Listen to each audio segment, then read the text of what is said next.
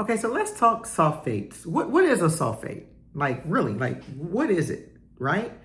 It's a chemical compound that can show up in anything from your cleaning products to personal care products. So, we love our foam. We love our foam and all of our dishwashing liquids and things of that nature, shampoos. A lot of those are sulfates. But the hair care industry has done a disservice to us as it relates to sulfates because we have automatically assumed in the new natural hair era that sulfates are absolutely horrible, right?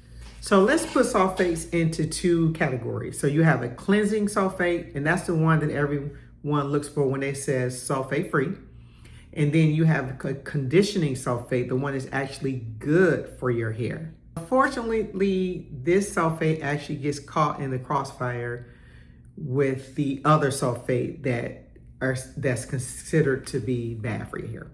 Let's talk about the harmful sulfates first. So the two sulfates that you want to avoid, and write these down, is sodium lauryl sulfate, SLS, and sodium lauryl sulfate, SLES. Write those down. These sulfates create a lot of lather and they lift the dirt from your hair. That's why you see all that heavy foam that we've been conditioning to think that it was so good for our hair. But it does a good job of cleaning. But the issue is it does maybe too good of a job of cleaning.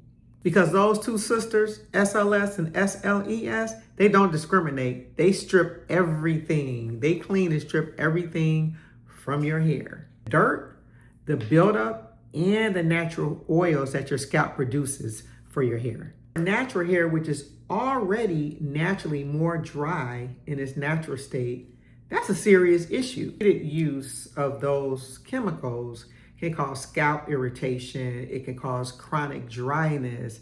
It can disrupt your curl pattern. The list goes on and on and on.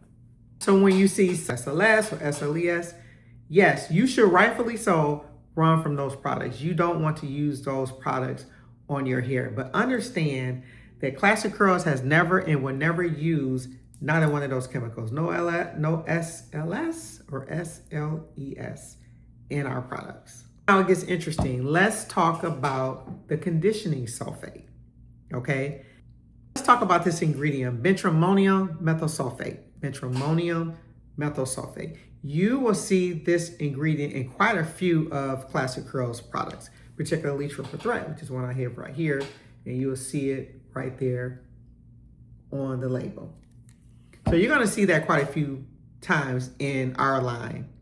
And I already know what you're thinking. Oh my goodness, it has the word sulfate in it.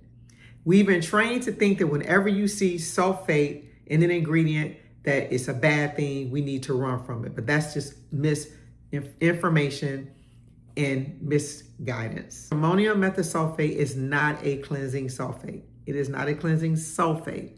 It is not an SLS or an SLES sulfate. So it's not stripping your hair at all. It's actually a plant-based ingredient.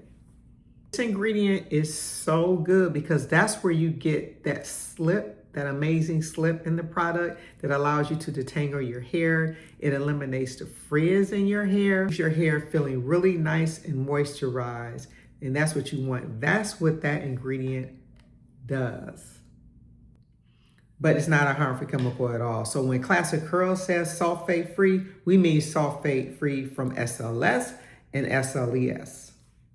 So how do we read a label? So now that we know that there are bad sulfates and then you have conditioning sulfates, what do you look for when you're reading a label?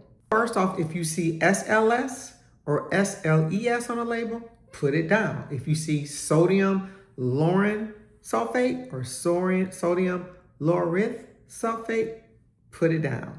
Second thing that you want to look for is where is water on the ingredient list?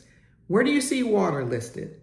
Most brands will have water listed as the very first ingredient, which is not a bad thing. However, with Classic Curlz, the first ingredient in our brand is aloe. We start with organic aloe juice, and we do that because aloe does something that water just simply cannot do alone. Aloe balances pH, it soothes the scalp, and it delivers moisture in a way that water can't do. And lastly, every ingredient on the label should serve a purpose.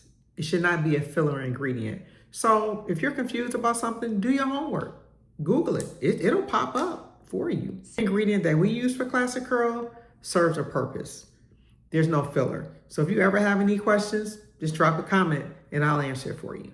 When I built Classic Curlz, I built it from the lens of a consumer. So I always wanted to know what I was putting in my hair. So I wanted to make sure that I was transparent in what was being put in the products to other natural hair consumers. So with Classic Curlz, every product with the exception of our body butter and oil starts with organic aloe juice. If this video helped you understand ingredients better, share it with somebody that needs to hear it. Share it. And subscribe to the Classic Curlz channel to hear new topics on Real Talk Thursday every week, and I will see you next Thursday.